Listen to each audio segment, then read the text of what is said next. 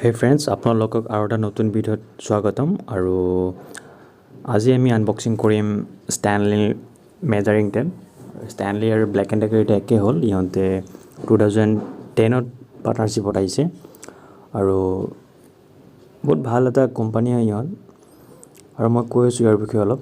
Stanley first আছিলে, founder আছিলে Frederick T Stanley বুলি। 1843ত ইহঁতে দৰ্জাবিলাকৰ নাট এণ্ড বল্টছ মেনুফেকচাৰ কৰিছিলে, বাট পিছলৈকৈ ইয়াক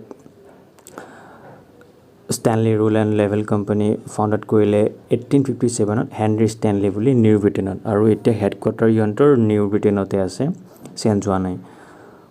আৰু ইহঁতে বহুতখিনি এৱাৰ্ডো পাইছিলে, লাইক ৱৰ্ল্ড ৱাৰ টুত যেতিয়া নেভিক ইহঁতে বহুতখিনি প্ৰডাকশ্যন কৰিছিলে বস্তু, লাইক নাটছ এণ্ড কিবা কিবি। চ' ইহঁতে আৰ্মি নেভি ফালৰ পৰা এৱাৰ্ড পাইছিলে, আৰু এৱাৰ্ডটো কয় এৱাৰ্ড বুলি, এন এক্সেলেণ্ট ৱাৰ প্ৰডাকশ্যন।